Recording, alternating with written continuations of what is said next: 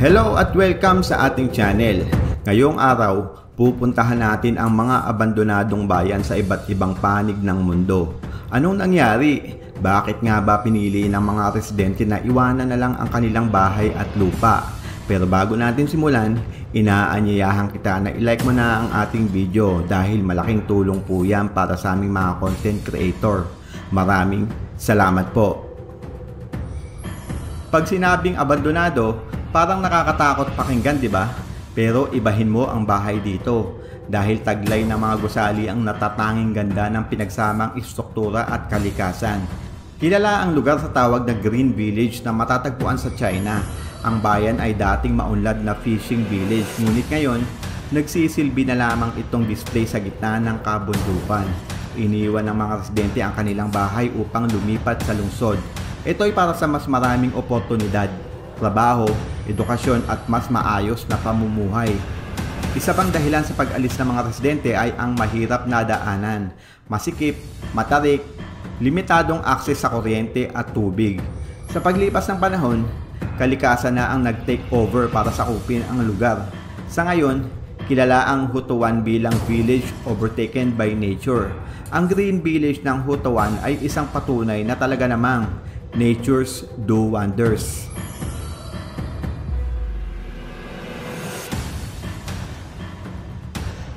Matatagpuan sa isang maliit na isla ng Japan ang binansagan nilang Hashima Ghost Town.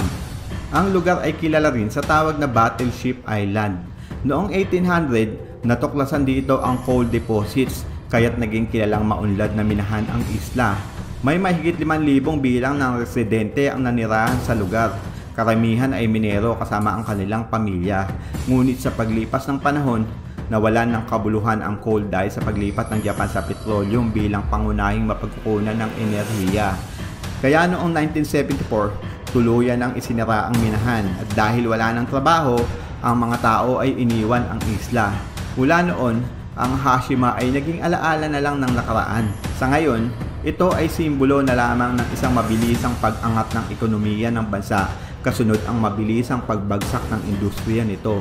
Gayunpaman, patuloy pa rin itong nakakaakit ng mga turista at mananaliksik dahil sa makasaysayang alaala ng isla para sa Japan.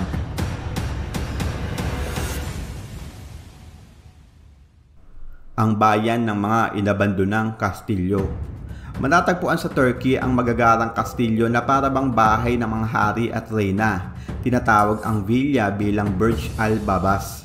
Sa unang sulyap pa lang, alam mo ng pang mayaman. May malapay retail na konsepto, pero maniwala ka man o hindi, isang dekada ng bakante ang mga kastilyo mula nang maitayo ang mga bahay noong 2014. Hindi bumenta sa mga taga-Turkey ang pakulo ng developer. Ang isang luxury castle ay nagkakahalaga ng $370 to $530,000, 20 to 30 million pesos kada isa. 700 castle ang original plan ng developer. Sa kasamaang palad, 500 lang ang natapos. Dahil sa tumamang krisis sa Turkey, na-bankrupt ang may-ari. Hindi natapos ang kabuuang plano. Walang utility sa loob ng bahay tulad ng ilaw, tubig, hindi pulido ang kalsada at iba pang amenities. Yung mga binabalak na facilities tulad ng water park, Turkish baths, malls, hindi pa natapos o hindi pa operational. Kaya hindi ka akit-akit tirahan.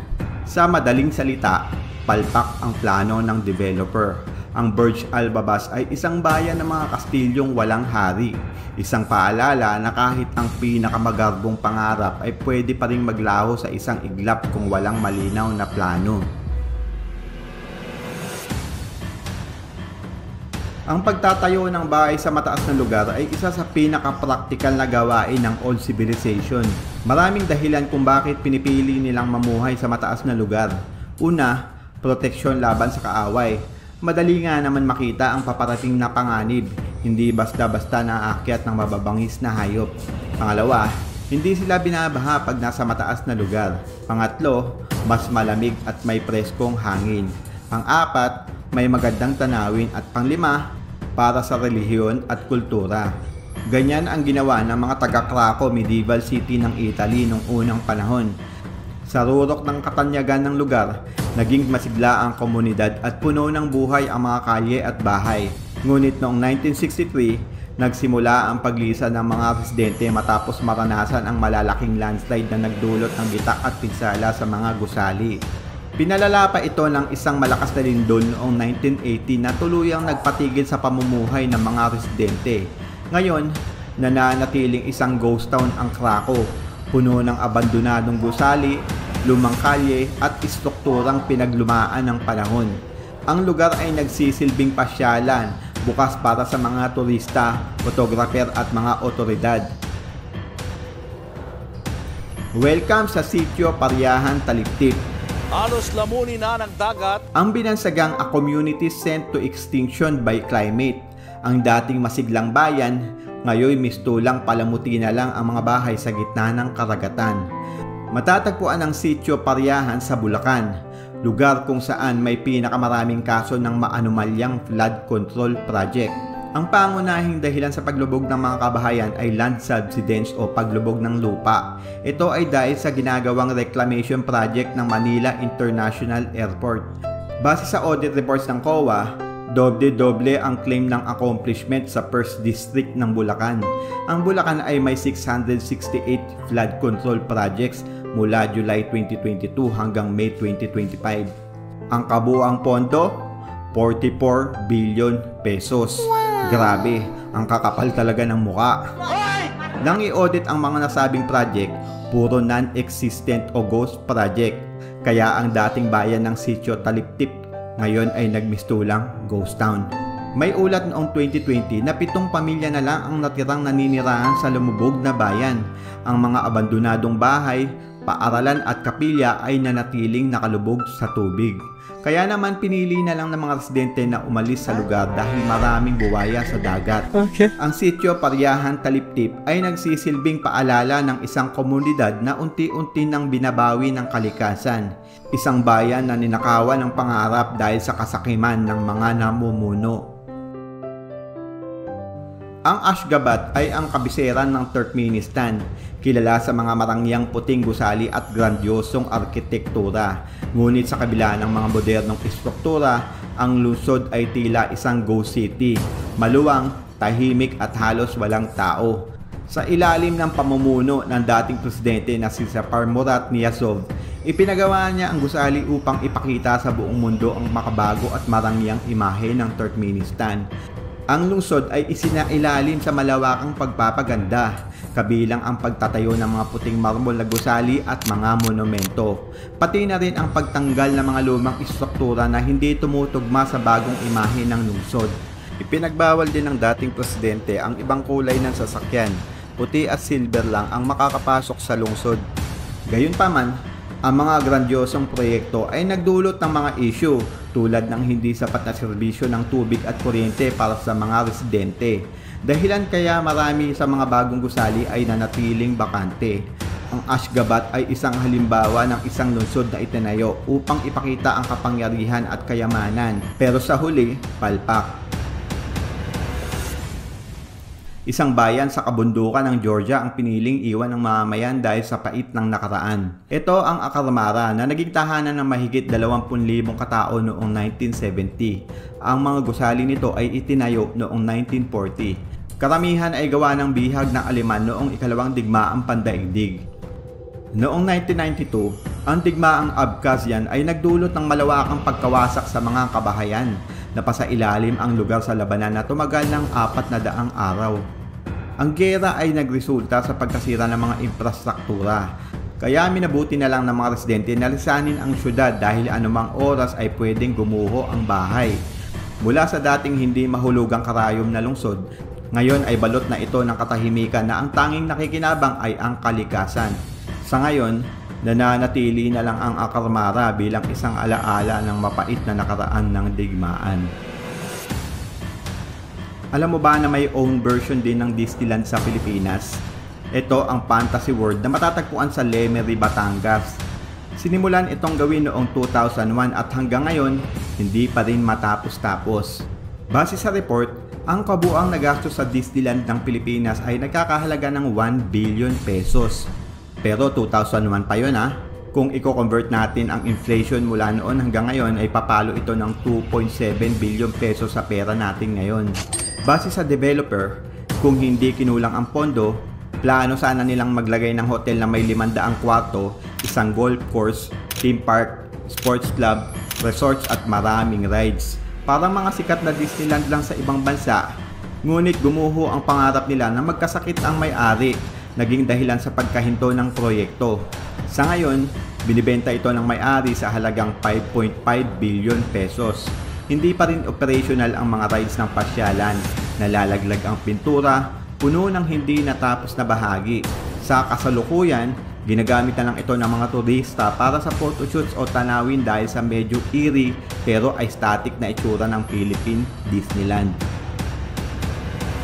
Ang Pyramiden ay isang Soviet mining town na matatagpuan sa Norway. Noong 1998, iniwan ito ng mga residente matapos magsara ang minahan. Ang pangunahing dahilan ng pagsasara ay ang pagbagsak ng presyo ng karbon. Nagsanhi yun sa pagkalugi. Bukod dito, isang plane crash ang nangyari noong 1996 na ikinasawi ng mahigit 100 katao. Nagdulot yun ng takot sa mga residente. Matapos ang pagsasara, ang Pyramiden ay naging isang ghost town na puno ng mga abandonadong gusali at kagamitan na tila frozen in time.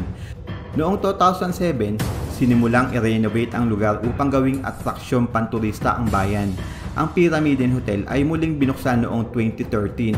May mga Russian workers na nagpatuloy sa ilang operasyon at nag-aalaga sa mga turista. Gayunpaman, ang Pyramiden ay nanatiling isang abandoned Soviet settlement dahil tanging mga Russian workers lamang at ilang turista ang minsan ay bumibisita rito.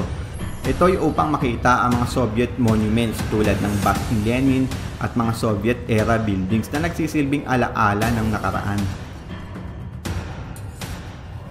Nakakita ka na ba ng gantong lugar kung saan ang mga matataas na building ay pantay-pantay, may pare-parehong disenyo? Tinawag itong Ordos City. Ang paggawa sa lungsod ay simbolo ng modernong arkitekto sa gitna ng disyerto. Ang pangalang Ordos ay mula sa wikang Mongolia na ang ibig sabihin ay paligid ng palasyo. Tahanan ito ng mga tribong malapit sa mga pinunong Mongol. Sa likod ng malalaking gusali, balot ito ng katahimikan dahil halos 1% lang ng mga kwarto sa bawat building ang okupado. Yes, 1%. Ibig sabihin, walang gustong tumira sa building. Ewan ko lang sa mga introvert ha. Kaya kung may kilala kang mapag-isa, i-share mo sa kanya ang video na to. Perfect place ang lugar para tirahan ng mga taong gustong suluhin ang mundo. City of Hell. Hindi na nakatiis ang mga residente ng Centralia, Pennsylvania sa Amerika at tuluyan na nga nilang inabandona ang lupa't bahay nila dahil sa araw-araw na bangungot na kanilang nararanasan. Kung dati ay ganito, ngayon ay mistulang ghost town. Ang tinuturong dahilan, ang uri ng lupa sa lugar. Base sa mga residente, parang nilulusaw ang balat nila araw-araw dahil sa sobrang init ng environment. Ang syudad ay binansagang City of Hell dahil sa kakaibang uri ng lupa sa lugar. Ang bayan ng Centralia ay nakapatong sa malawak na anthracite coal deposit, isang matigas na uri ng uling na hindi basta-basta naaabo habang nasusunog. Ang apoy ay gumagapang sa mga bitak ng lupa at habang may hangin na pumapasok, patuloy itong naglalagablab. Parang apoy na may sariling hininga. Dahil sarado at mainit ang ilalim, hindi tuluyang namamatay ang apoy para itong malaking pugon sa ilalim ng bayan. Sino ba namang gugustuhin tumira dyan, di ba? 60 years nang nasusunog ang ilalim ng lupa ng bayan. Ayon sa mga eksperto, maaari pang masunog ang ilalim ng Centralia sa loob ng 200 taon. Ang Kolmanskop ay isang dating German mining town na itinatag noong 1908 matapos matuklasan ang mga diamante sa disyerto. Ang bayan ay nag-ambag ng 11.7% ng kabuuang produksyon ng diamante sa buong mundo. Nagbigay ito sa mga residente ng marangyang pamumuhay, kabilang ang mga mansyon, ospital at isang ice factory. Hanggang noong 1928, may natuklasan pang mas pinakamayamang deposito ng diamante sa baybayin, kaya't ang mga tao ay nagsimula lumikas patungo sa mga bagong minahan. Hanggang noong 1930s, ang produksyon ng pagmimina sa Kolmanskop ay humina Ang bayan ay tuluyang iniwan ng mga residente noong 1956. Ang mga buhangin mula sa disyerto ay unti-unting sumakop sa mga bahay, lumilikha ng impresyon na isang bayan na nilamon ng disyerto. Sa kasulukuyan, ang Coleman's Cove ay isang tanyag na destinasyon para sa mga mahilig sa kasaysayan at mga photographer. Ang mga bisita ay maaaring maglakbay sa mga abandonadong bahay na puno ng buhangin. Tinatawag itong Tianducheng na matatagpuan sa Zhejiang Province of China. Itinayo noong 2007 bilang isang luxury development. Ang disenyo ay hango sa makasaysayang tore ng France, ang Eiffel Tower. Ano pa nga bang aasahan natin? China yan, magaling sa panggagaya. Layunin ng lokal na pamahalaan na payabungin ang turismo sa lungsod.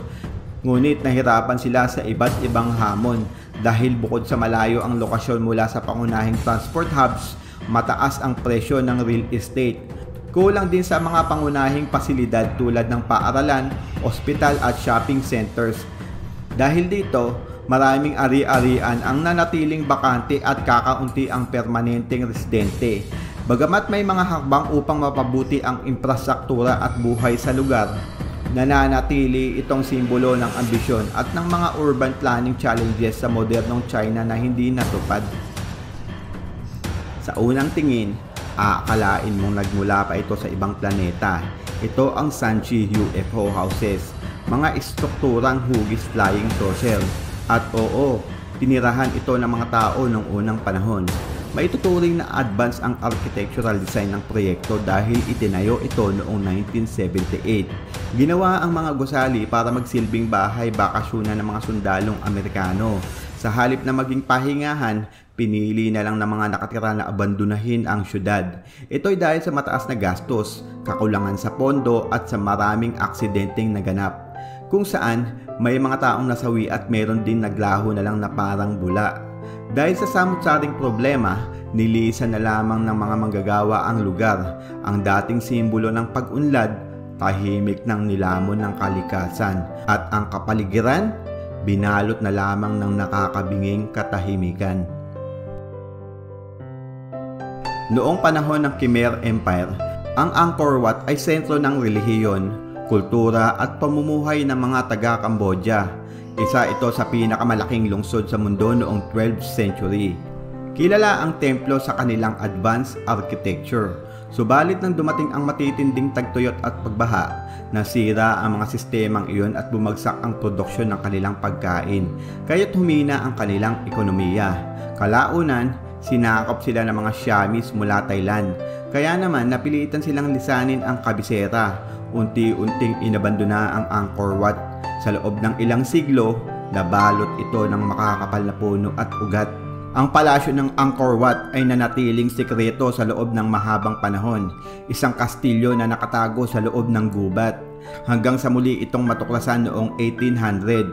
Sinimulan ang malawakang pagpapanumbalik ng dati nitong imahe noong 1908. Ngayon, ang Angkor Wat ay tinuturing bilang UNESCO World Heritage Site at isa sa pinakasikat na tourist destination sa buong mundo. Kung nagustuhan nyo ang ating video, huwag kalimutang i-like at i-share ang ating munting palabas. Salamat sa panonood at kita-kits sa susunod na upload.